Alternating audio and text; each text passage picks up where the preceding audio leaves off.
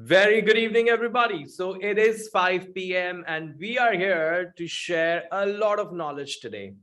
Something that relates to, I would say, dreams of a lot of high school students. So today we're going to talk about the dreamland, America. Am I too late to apply to US colleges for 2023 intake? Am I not? If I have not applied yet, what do I need to do now? These are the questions that we will cover in today's webinar.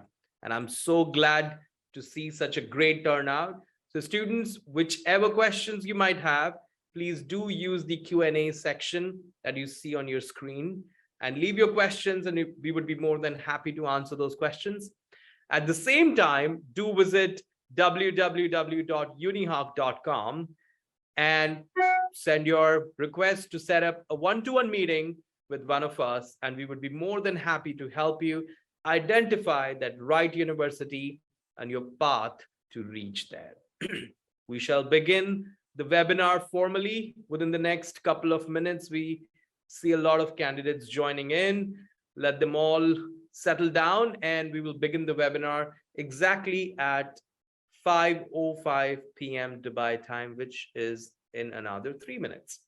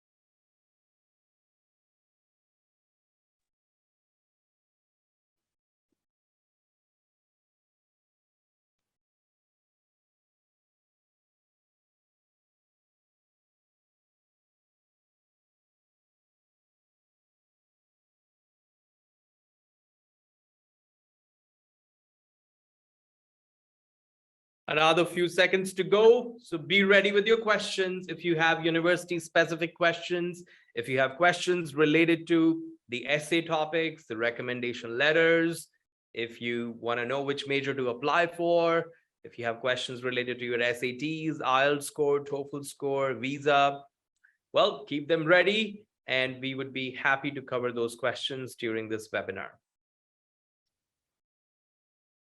All right, I already see a few questions right there.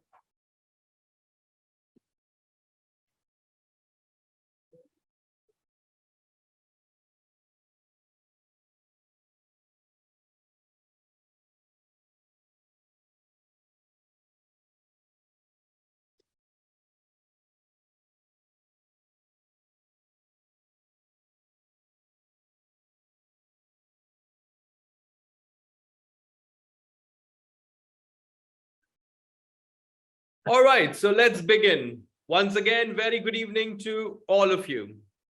I must say, the last year of high school, which could be 12th grade or which could be year 13, is, I would say, one of the most difficult or worrisome time for a high school student. Because after 10th grade, I knew that I was going to 11th, and after 11th, I knew that I was going to 12th grade. But after 12th, many of us are not sure where we are going and where we will end up. At the same time, applying to universities can be a very, very daunting process. And today, we are here to, I would say, simplify that process and help you apply to those universities. Guys, my name is Varun Jain and I'm the founder of UniHawk, and our goal is to help each and every student and family identify the right program, the right college/university, the right country, and then help them navigate their path to those universities and colleges. And I keep saying this again and again, that it's not about going to a top university. It's not about just going to a university which is very famous. It is about finding the right fit for yourself. And today I'm going to share a few stories before we get into the process of finding that right fit, understanding the deadlines, and how can you actually still crack admission into the fall of 2023 intake, which is August, September of 2023. And let's begin. So Rohin, I remember when Rohin contacted me, he was very clear that, hey, you know what, I do want to go to America, although I want to study medicine, and a lot of people want to go to the UK or Europe to study medicine, but he was very sure that he wanted to study in the US. So his idea was to pursue a bachelor's in biomedical engineering or biomedical sciences, but he knew the process was very long and extremely expensive at the same time. So he wanted to achieve 100% scholarship. He wanted to secure 100% scholarship or financial aid in an American university, being an international student, which is quite difficult and sometimes unheard of. Well, he managed to get 100% scholarship at Boston University. So as we are talking about deadlines, if you want to apply for the trustee scholarship, which is offered to only 20 international students every year by Boston University, you need to submit your application by the 1st of December. All right. So you still have 15 days to go.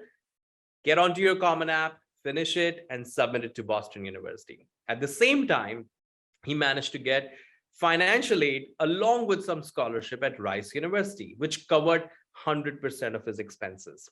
Well, which means you have to write something called a CSS profile.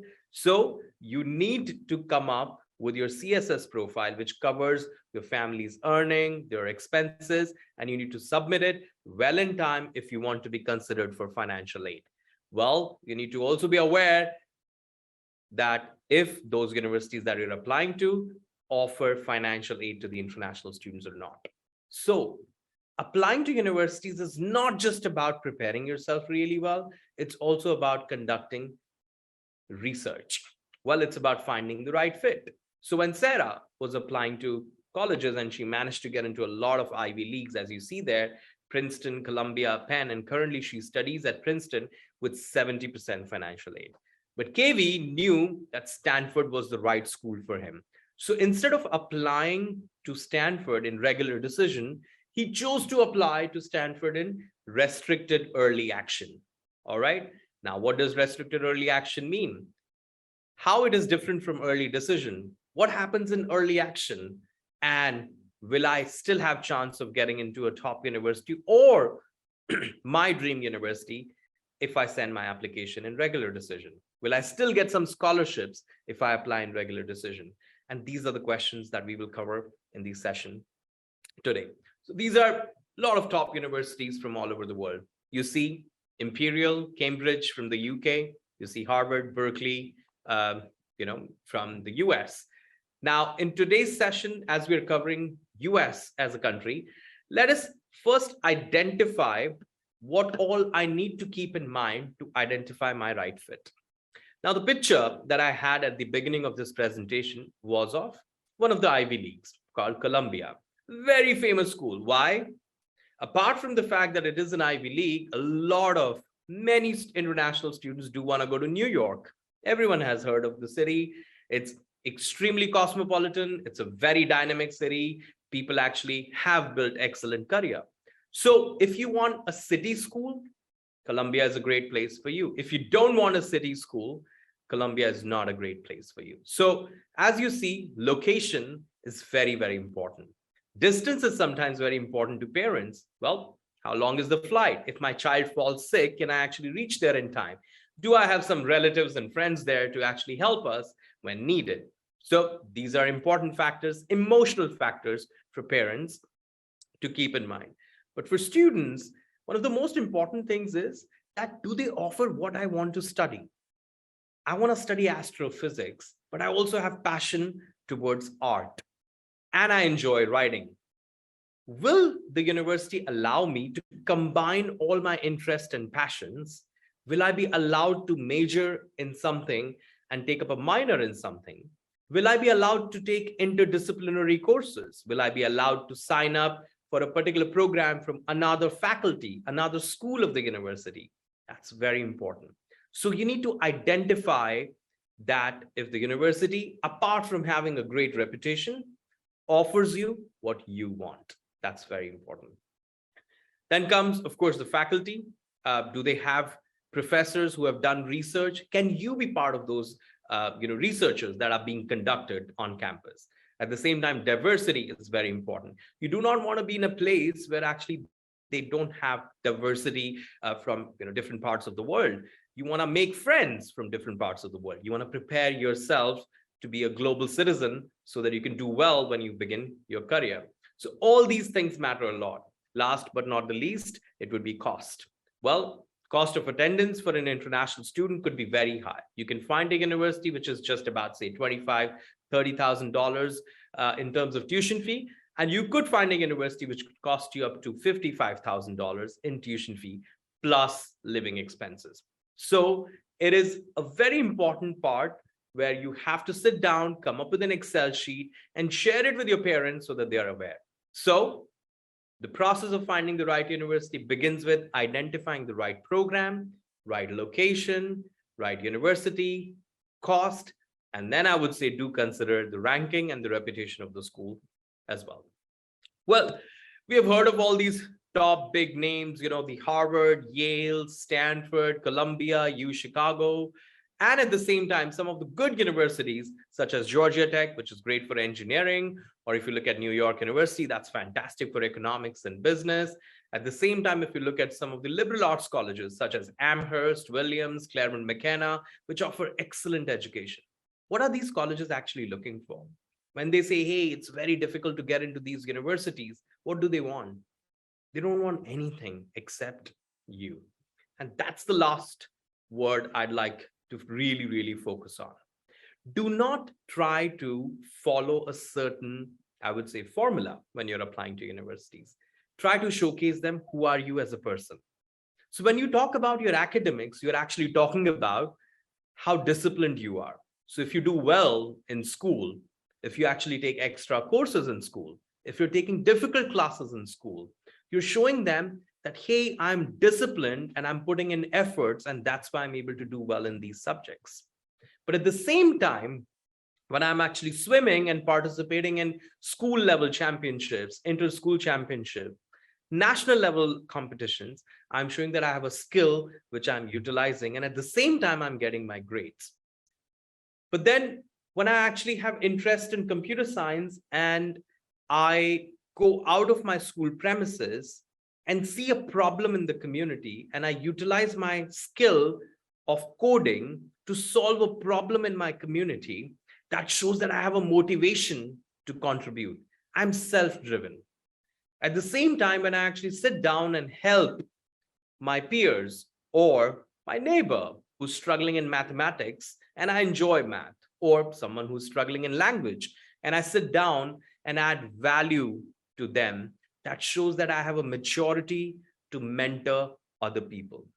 When I actually go out and lead an environment club, or when I stand in front of a crowd and I debate, or I lead my school as the deputy head boy or head girl, that shows that I'm confident and I'm a great leader. But at the same time, when the F1 at school, the Formula One school came, I brought in a team of 5 of my friends together, one who's going to do marketing and fundraise for me, one who's going to design, one who's going to code, and we all will come together and build this awesome car. That shows that I have an ability to work in a team. At the same time, when I saw that in my hometown, people were struggling, when I saw in a special needs center, I could actually go and teach some people a skill that I have, that I own, I can share that. I show that I have been able to contribute to others' life.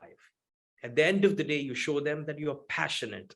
You're passionate about your hobbies, your interest, you're passionate about life. And that's what you bring to that school at the end of the day. So I would say this is your entire application. So there is no set success formula to get into a top or your dream American university. It's identifying who you are and finding the right fit. And I'm sure that university would accept you. Great. Great. So now moving on, let's see how you can actually showcase each of these skills through different parts of this pie chart. Well, high school grades are important. So most of the American universities do look at your 9th grade, 10th grade, 11th grade, and the predicted grades of 12th.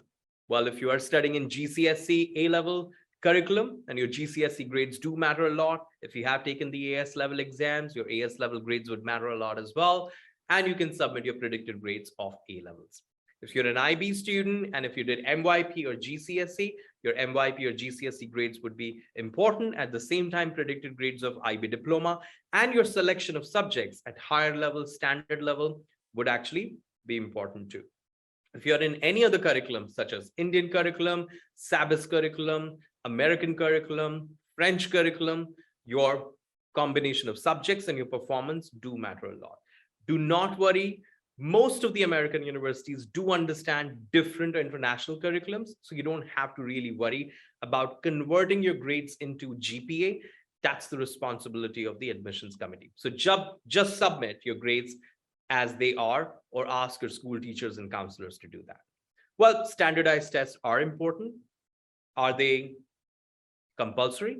They're not compulsory. So if in case you have not been able to take the SAT or ACT to apply to the US universities for 2023 intake, and you're not left with any option because the last exam for this year is in first week of December, for which the registration deadline for international students has already passed, don't worry. There are multiple schools, many of them, I would say hundreds of them, that are still accepting students without the SAT score. And if you are an IB student, A-level student, or if you have taken APs, which are the advanced placement test of the US, that would really, really boost your profile. All right. Your academic achievements, your profile is very important. As I said, just in the slide before, you have to show who you are as a person. So your activities, if you participated in Model United Nations, if you started a small club, or if you're teaching your neighbor, do share in your essays, in your application with the colleges. All right. Recommendation letters are a very important part of your applications. Do give enough time to your teachers to write a recommendation letter. As you see, we are approaching the winter break. Most of the schools will close very soon. So you're left with just say about 20, 25 days. So reach out to your teachers very soon. Reach out to your school counselor very soon. Help them come up with a good recommendation letter for you. Well, you can't see the recommendation letters, but what you can do is you can definitely share your CV, your resume with them, or a brag sheet of things that you have done in school or outside school, which becomes an important reminder for them. Many of the universities actually do ask students to come for interview. These are virtual interviews, especially in the US. These interviews are conducted by the alumni of those schools who are passionate about their university. And these interviews are more about understanding you as a person. And also, it's an opportunity for you to ask questions to those alumni about that school, to make sure to identify if that's the right university for you or not. Well, so let's take these options one by one. Today, we are talking about the US. First, I would say the biggest challenge that students face in US applications is deadlines and planning, and there is a lot of work to be done. I understand it's the last year of your high school. You have a lot going on at school. You have a lot of exams and assignment submissions. And at the same time, you have a lot of application deadlines that you need to meet. So let's plan it one by one. There are different portals in the US college admission process. Number one, and the most famous one, is the Common Application. If you see all the 8 Ivy Leagues, plus top schools like Stanford, UChicago, Northwestern, Georgia Tech, Purdue, University of Illinois, Urbana-Champaign, University of Michigan, Ann Arbor, Notre Dame, to Duke, to University of North Carolina, Chapel Hill, all of them actually accept Common Application. So you should definitely log into Common Application if you have not as of now. That will really, really ease your entire process. So Common Application has different parts to it. So you start with basic information. That's where you talk about your name, your nationality, the languages that you speak. Move on to the family information. That's where you actually talk about your parents and their education. The third section is the education section, where you talk about your school. So you mention the name of your current school, and then you mention the subjects that you're taking in your current school. In case if you studied in different high schools during your 4 years of high school, then you have to mention the previous school as well. And then there is a space for you to write a little short description. Why did you change that school? I would say, do take the opportunity to explain it to the admissions committee. Why did you decide to change your high school within, last 4 years of high school? That would really help them understand your decision making. Now, within the education section, you also have something called honors. These are academic honors. So you can write 5 of them. So let's say if you took 3 AP subjects and you got 555 or 544, if you are an AP scholar or AP scholar with honor, do mention that. Do tell them about you've done really well in any particular language, or if you have won an Olympiad. Any academic achievement can be mentioned here. All right. Now, moving on, the next section is called testing within the Common Application, where you mention your SAT score, you mention your ACT score if you have taken one, you can actually mention your IB subjects, you can mention your APs. And if you're an international student who's actually taking IELTS, which is an English proficiency test, or TOEFL, which is also an English proficiency test, you can mention those scores there. At the end of the day, most of the universities do ask you to send your official scores directly from College Board website to the US colleges. So that's very important. Remember to send your official SAT scores from College Board website to the universities. If you have taken the SAT, if you've taken the ACT, go to the ACT website and send your scores. If you've taken TOEFL, go to the ETS website and send your score. And if you've taken IELTS, do contact British Council or wherever you took the IELTS test and send your official score. Then the next section is very important. It's called activities. Well, you have space to write maximum up to 10 activities, right? Show diversity. Remember, tell them who you are. Are you a leader? Are you a contributor? Do you enjoy computer science and learning Python language? Have you done a doctor shadowing, or have you gone out and interned with somebody where you enjoyed learning something from, I would say, a startup entrepreneur? Talk about that. If you actually were able to add value to someone's life through your mentoring program, talk about it. If you love traveling, if you actually love singing, talk about anything that you enjoy, which can help the admissions committee understand you better. All right. And the last section of the Common App is your essay. That's a very, very important part. There are 7 different topics where actually which you can use to share your personal story. Remember, the Common App essay is not about, or it's not related to what you want to study, whether you want to study economics or international relations, or you want to study fashion designing or art or drama, or you want to study computer science, mechanical engineering, chemical engineering, biomedical engineering, doesn't matter. Common App personal essay is personal. You have to talk about yourself. You have to talk about your journey. You have to talk about how you have evolved as a person and what was your learning. You can talk about your failure and your learning from that failure.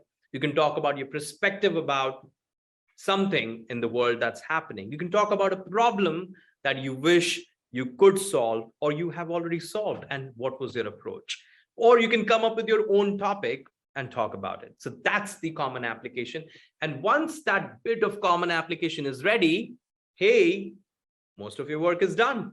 Then these universities have some short supplements.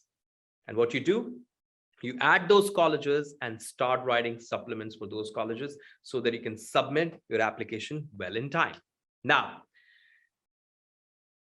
in terms of your recommendation letters and predicted grades and your transcripts, Common App again is a great thing. You can add your school counselor, your teachers, you can send them invite, they submit your transcripts, predicted grades, and recommendation letters once to the Common App, and it would automatically go to all the colleges that you will submit your application to through the Common Application. So they don't have to do it again and again. So planning really helps when you're applying to the US colleges. And I would say it's very similar when it comes to Coalition app, which is also accepted by many top universities, including such as, I would say, University of Maryland, College Park, and then you have University of Washington in Seattle, University of Texas, Austin, they all accept Coalition app. And there is another portal called Apply Texas, through which you can apply to a lot of universities within the state, within the province of Texas. So if you are interested in applying to University of Texas, Austin, Texas A&M, College Station, Texas Dallas, UT Houston, UT Arlington, UT San Antonio, you can apply to all those universities through Apply Texas. UC app. Well, many of us have heard of UC Berkeley, which is University of California, Berkeley, UCLA, UC San Diego, UC Santa Barbara, Davis, Riverside, Merced. You can apply to all the UC colleges through UC app and just one app. You don't have to do anything else. You just have to add the names of each college, and you have to choose the right program, and you have to pay the fee, the application fee for each college, but the application remains the same. Now, UC app is a self-reported portal, which means you don't have to submit any additional documentation. Now, very important thing here is that the deadline to apply to UCs is November 30th, 2022 for fall of 2023 intake. So guys, you have just about 15 days. So if you have not started working on your UCs as of now, please do start immediately. You still have some time left. So in the UC applications, I would say there are three major sections. One is your education section, where you have to self-report your 9th, 10th, 11th, and the current subjects of 12th. Make sure you copy everything from your transcript and actually put your scores as they are or as they appear on your transcripts. Because universities, once you get accepted, and if you do decide to go there, will cross-check all these things. All right. So it's very important that you fill in the education section very carefully. Second important part of UC applications is activities. Well, they have a lot of space for you to write activities. Okay. So you can definitely talk about everything from your leadership to extracurricular activities to community services to the online programs or summer programs of the courses that you have taken. Third important part of UC application would be your essays. They have 8 different topics, but you need to only choose 4 out of those 8 topics. Well, each essay is just about 350 words. So, well, you still have time to write those essays and submit your application to the UCs. One good news. UCs, University of California system, for all the universities, do not require the SAT for 2023 intake. So if you have not taken the SAT test, it's perfectly fine. Even if you have SAT score, they will not look at it. They are SAT blind for 2023 intake. So guys, you can still log on to UC app immediately, create your account and submit the application. And at the same time, they also don't need any recommendation letters. Well, apart from that, you also have Cal State, which is California State University application, CSU system, California State University system, where again, you can apply to multiple CSUs through one application portal. So it was all about application portals. And why I wanted to cover application portals before I get into the deadlines so that you don't get worried. It is still possible. Now, let's do a little bit of planning around the deadlines. There is something called early action. Early action deadlines for most of the colleges is usually 1st of November to maximum up to 15th of November, which is today. Early action is a non-binding admission, which means you can apply to multiple universities in early action round. But even if you get accepted, you don't need to go to those colleges. Well, for this year, early action deadlines have passed, or today's the last day. So let's move on. Early decision. Early decision means restricted. It means you love one university. You know everything about that college. You know it's your dream school. Let's say Columbia. And the deadline was 1st of November. So if you did apply to Columbia during ED, which is early decision application process, and if you do get accepted, you have to go there. It is your commitment. Now, there is something called early action, which is called restrictive early action as well. Now, restrictive early action is offered by schools like, say, Stanford, whereby you apply to only Stanford in early action. And if you do get accepted, you don't need to go there. All right. So it's non-binding admission. Now, there is something called early decision 2 as well. And that's due on 1st of January, approximately. So colleges like, say, New York University, University of Chicago, Boston University, they actually have ED2. So in case if you have missed the ED1 deadline, and if you still love that school, you still have a chance and you can still apply to those colleges. And regular decision deadlines for most of the colleges are between 30th of November and 1st of January. And why am I saying that? Because UCs are due on 30th of November. Say colleges like University of Washington, Seattle, University of Illinois, Urbana-Champaign, University of Texas, Austin, they all appreciate you submitting applications by November, but most of the other private universities and public universities in the US are due by the first week of January. So again, you have another 30 to 45 days before we hit 1st January 2023. And if you still want to apply to universities for the fall of 2023, you can submit your applications, right? So these are ED1. These are some of the colleges that actually offer ED2, which is early decision 2, which is a binding admission. So let's say if you did your ED1 application already and you don't get in, then you can still submit your ED2 application. And if you have missed ED1 application, you can still submit your ED2 application to Boston College, Johns Hopkins, which is one of the top schools for health sciences, biosciences, etc., New York University, Smith, Tufts, University of Chicago, and many more. Now, as explained, early action is usually around November, 1st of November, and the decision comes out somewhere around December. Early decision, same. Regular, January, February, some universities, but there are some, as I said, UCs that are due by the end of this month. And there is something called rolling admission. What does rolling admission mean? Well, you can apply as and when you want, and colleges would get back to you within 4 to 6 weeks time with their decision. All right. Well, now let's take these once again, one by one. Cal State, as I said, California State Universities for fall of 2023, which is the August-September 2023 intake. Their application is now open and they prefer that you submit application by or before 30th of November.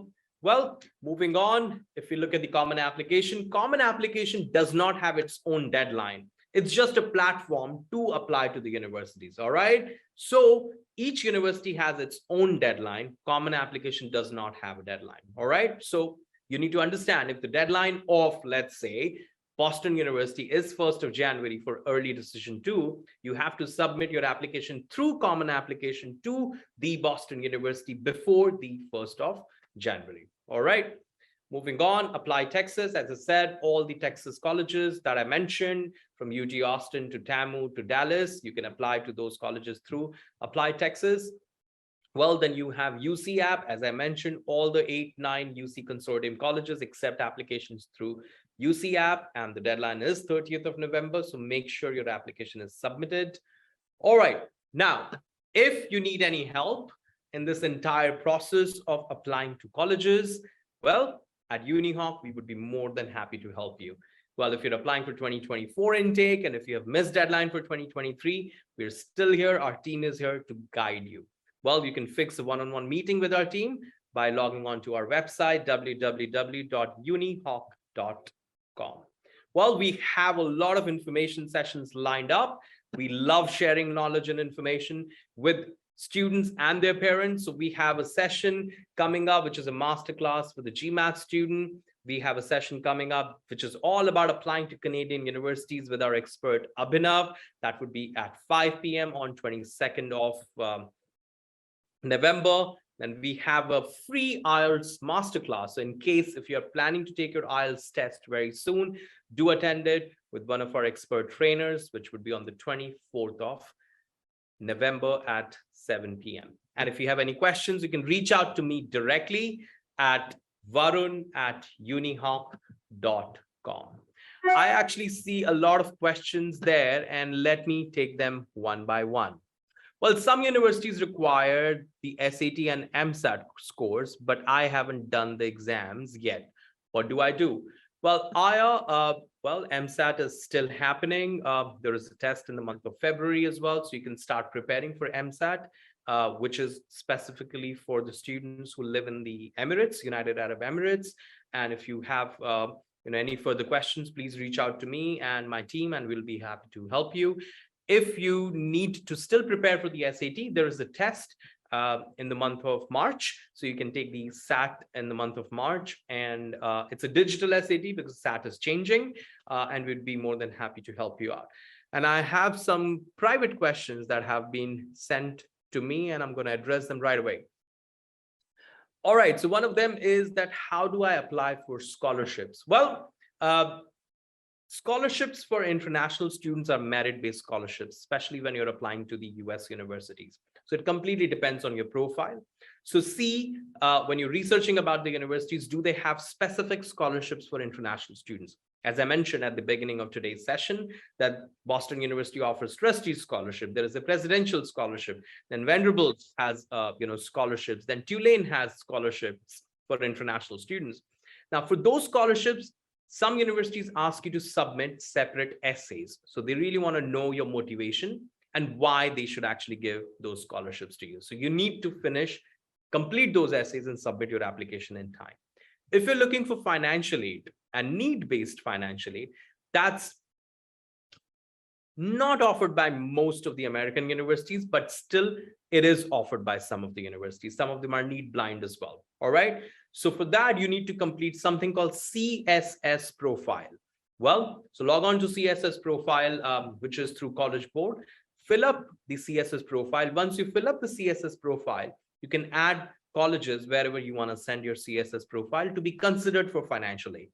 And again, as I said, if you have any questions, reach out to me or one of our team members at UniHawk. Now, there is another question that has come, which is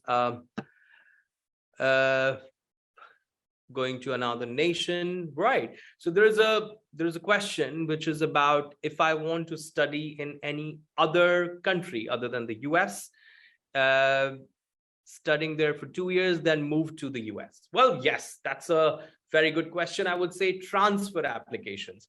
So I would say United States of America is very flexible when it comes to transferring to universities. Now, there are 3 ways of doing that. Let's take one by one.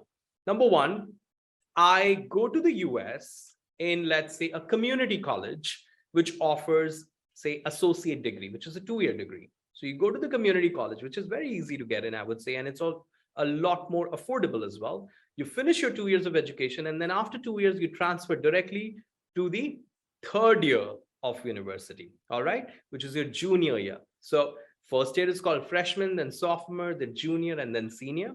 So after 2 years, you can directly get into the 3rd year within US. Second option, let's say you fly down to the US to XYZ university. And let's say this year you were late, you were not very prepared, and you got into a university which you thought was not your dream, but let's say 3rd priority, okay? And you go to that college, you like it, you do well, but you can transfer from that university to any other university within the US. Now, third, which is the question that the student asked, you are studying, let's say, in the UAE, or let's say you fly down to the UK, or you're studying in Netherlands, or you're studying in Canada, or you are going to your home country, and you finish your 1st year and 2nd year, and then you want to transfer to the US universities. It is possible. It is very much possible to transfer yourself and your courses to the US universities during your undergraduate degree.